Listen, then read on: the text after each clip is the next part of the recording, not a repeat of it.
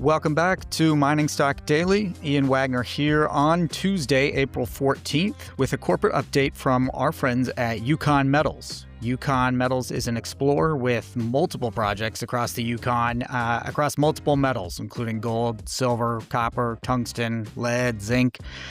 They trade on the CSE under the symbol YMC and on the OTCQB under the symbol YMMCF. They host a market cap of about $62 million Canadian, give or take, per day. And for listeners, we spoke with Yukon in September and November of 2025. A lot's happened since then. So with us today to kind of discuss that and the company's catalyst for 2026 and his thoughts on kind of the macro environment is interim CEO, Mr. Jim Coates.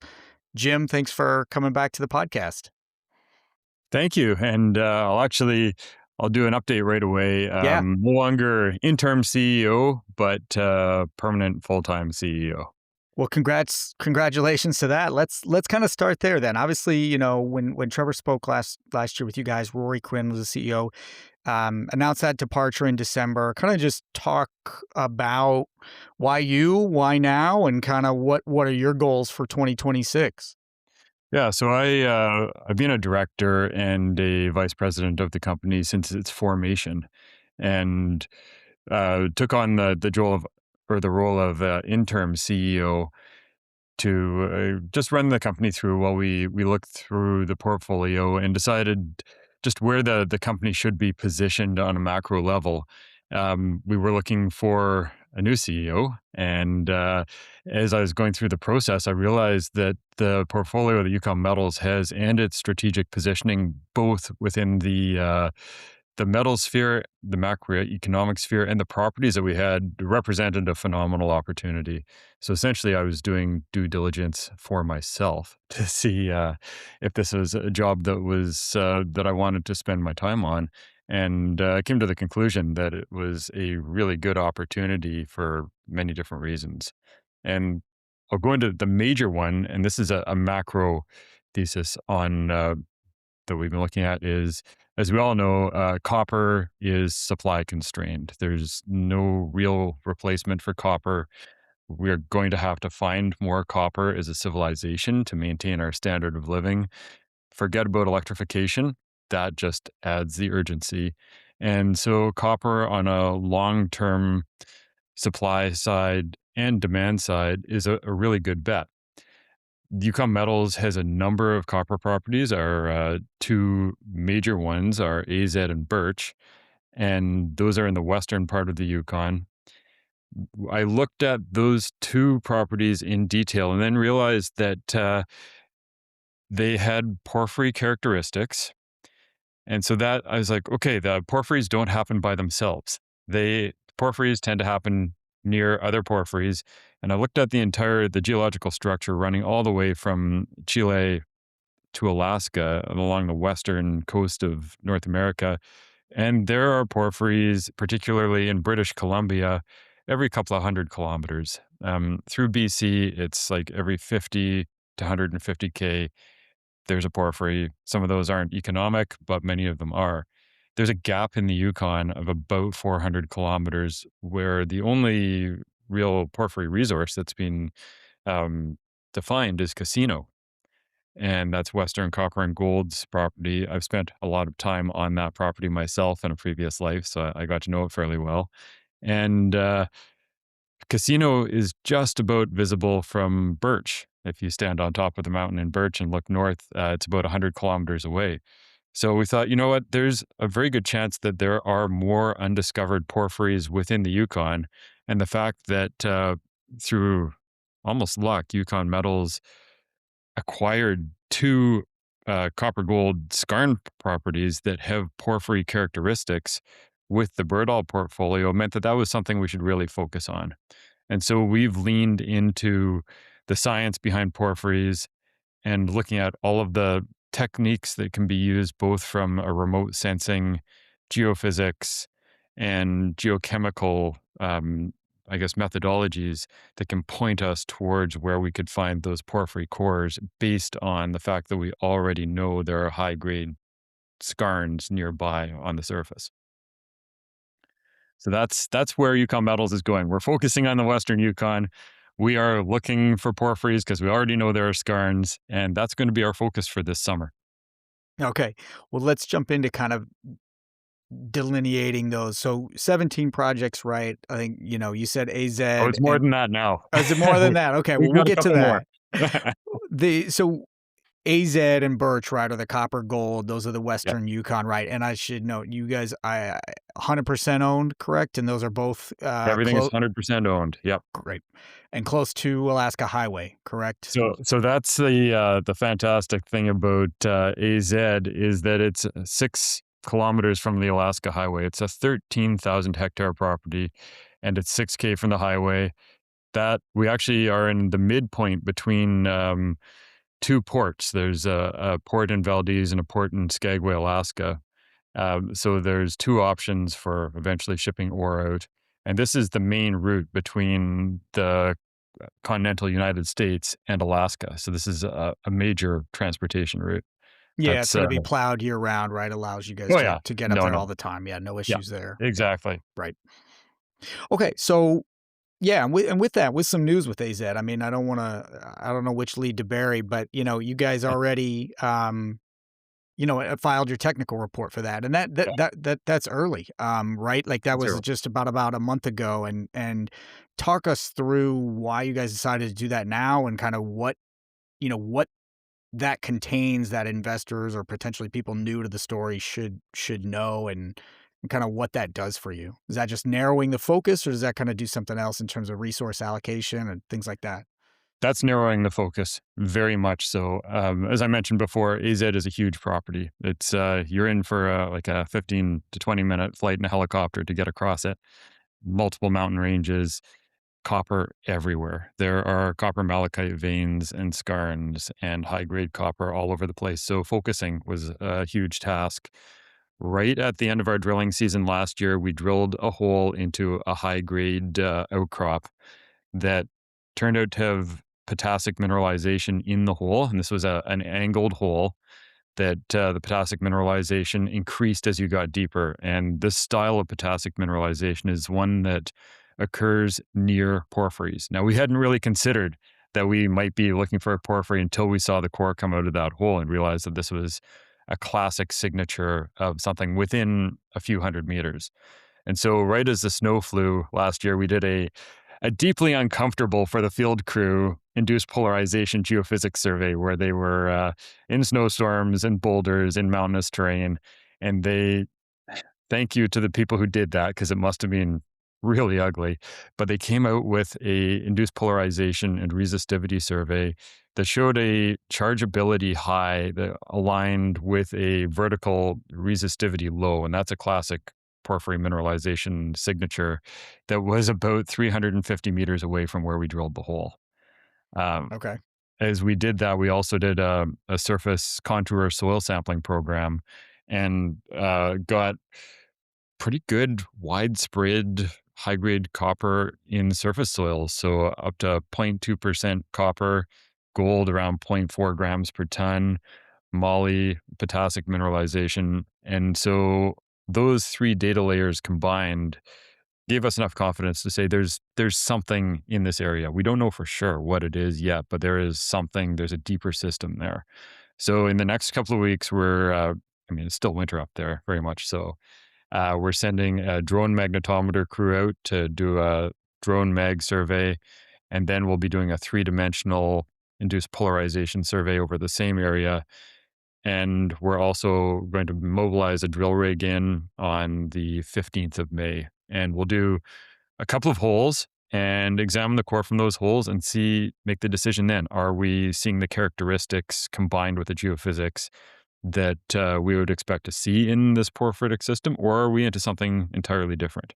So that's kind of the goal for That's a AZ, goal. and then Yeah, where, do you want to talk about Birch, or where does Birch fit in, and sort of Star River, or has it narrowed from Star River? I know when we spoke last, you guys were drilling and yep, assays came in. I think that's the high grade gold silver it is. project in a different, not in the Western Yukon, still a little Yeah, bit further east from there. But you guys got assays from that, I think, in January.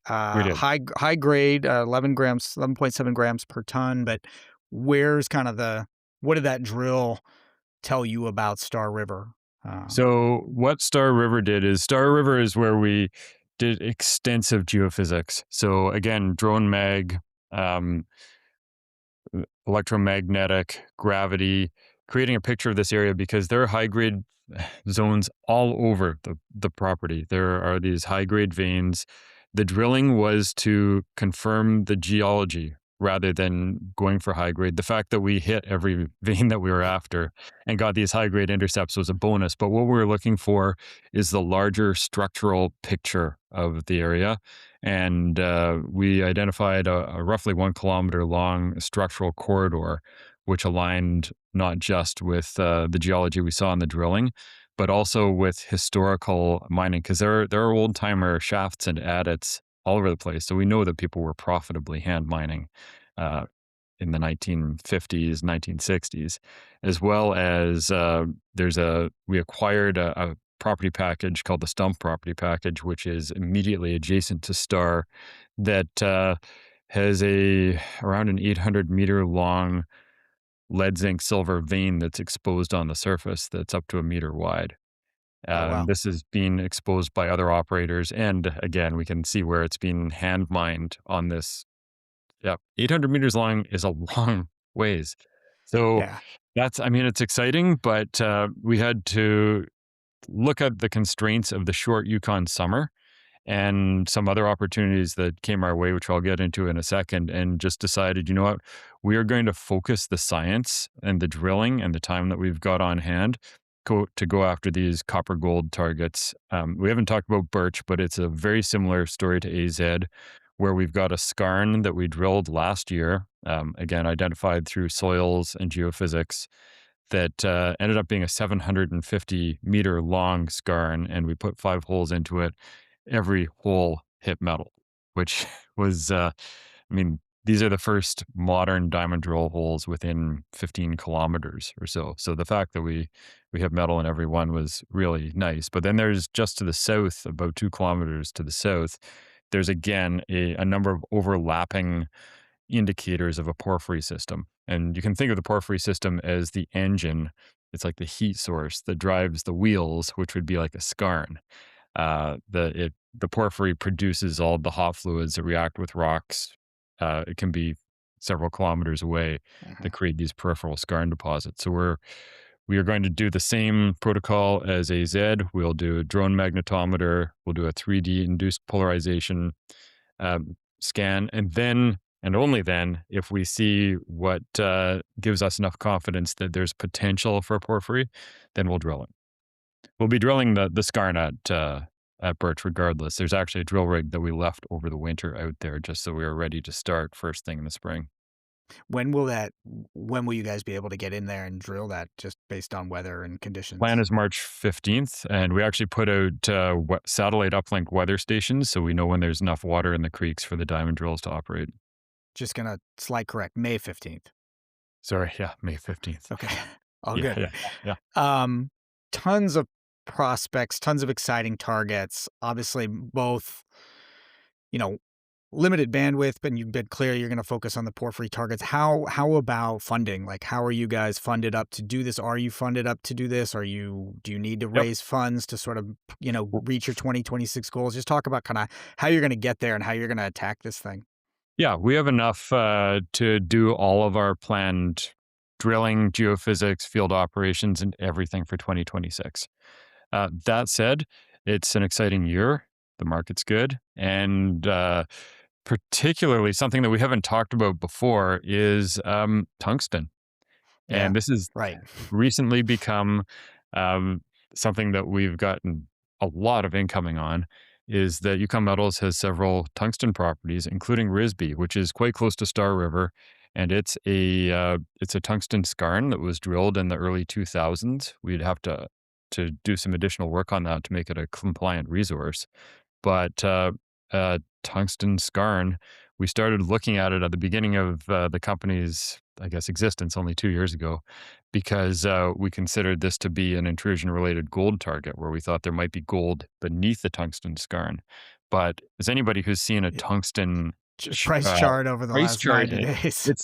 it's just it's just gone parabolic, and that I mean, that again takes us back to the macro. China controls roughly 80% of the global tungsten supply and an even higher share of the refining and processing. And the West has largely accepted that for decades. Now the calculus has completely changed. The export restrictions, tightening quotas, and the broader critical metals decoupling, they've really put tungsten on every government's watch list. So the US and the EU have designated it a critical mineral, and the prices have moved sharply because there's almost no Western production that can respond quickly. So it's not a commodity story, it's a supply security story. And that's something that we're looking into very closely now because the Risby property, it's not remote. It's 35 kilometers from a major power line and a road. And so that's something that we have decided to really focus on as well, and make that a priority for this year.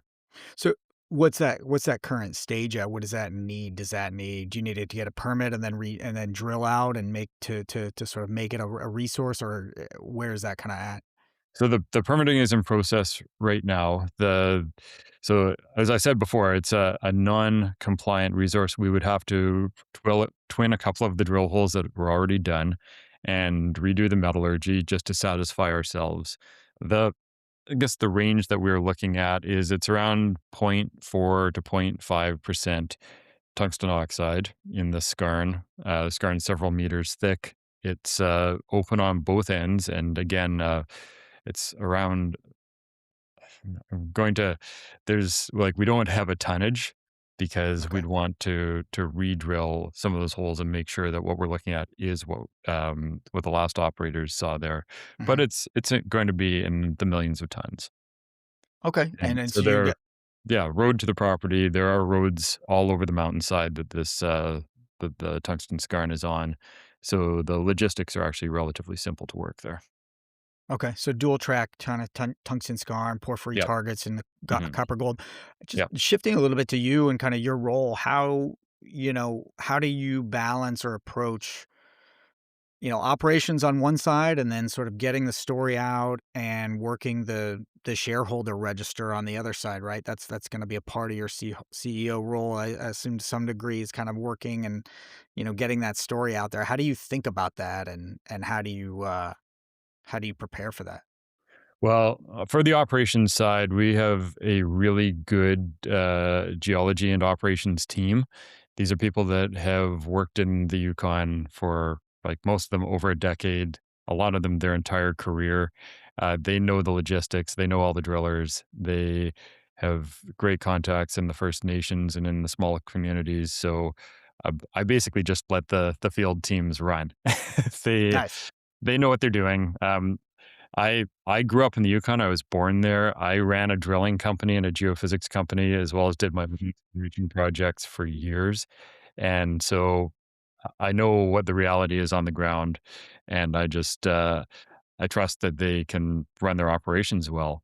So that gives me time to focus on, as we discussed here, geostrategic implications, the big picture targeting of these large projects, and then outreach to shareholders, of course. But my role is very much not in the field anymore. Yeah. Yeah, Yeah, absolutely. I mean, when yeah, we talked last fall, obviously the Birdall family, obviously a huge, their origin of this story, and then I want to say Keith Newmeyer helped to kind of do yes. the listing and the funding. Sort of what are your conversations with those stakeholders and shareholders like? What are they looking to see um, from you guys this year? Oh, I talk to them as much as I can. Keith is an invaluable source of strategic knowledge as well, and what he's done with First Majestic has been really impressive. Just recognizing a commodity in silver that for a long time was really undervalued by the world, but being able to see that there would be supply constraints and demand side story years off, and the put the company in a very strategic position for when those, I guess, those macro conditions came due. So he's been really, really helpful for that.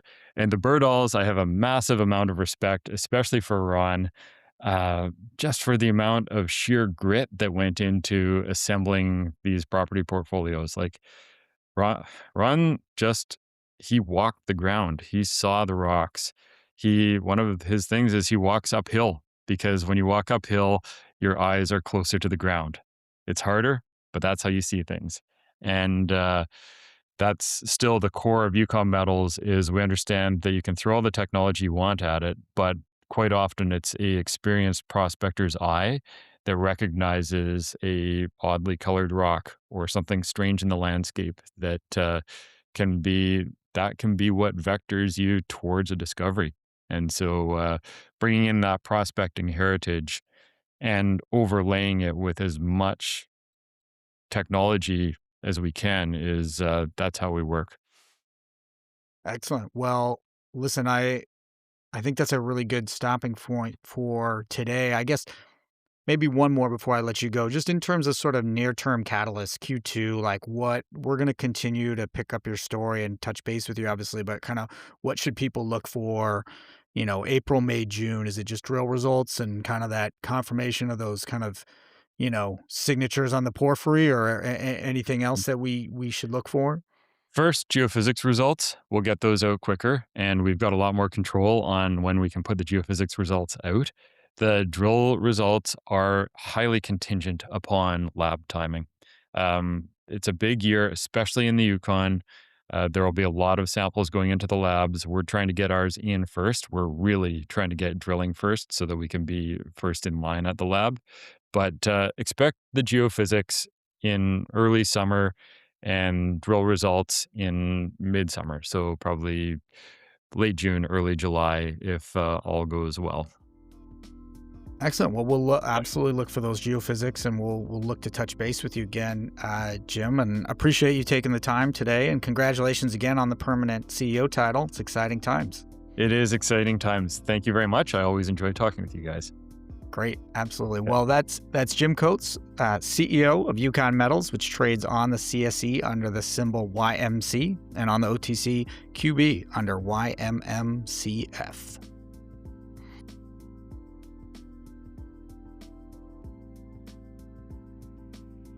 The information presented should not be considered investment advice. Mining Stock Daily and its affiliates are not responsible for any loss arising from any investment decision in connection with the material presented herein. Please do your own research or speak with a licensed financial representative before making any investment decisions.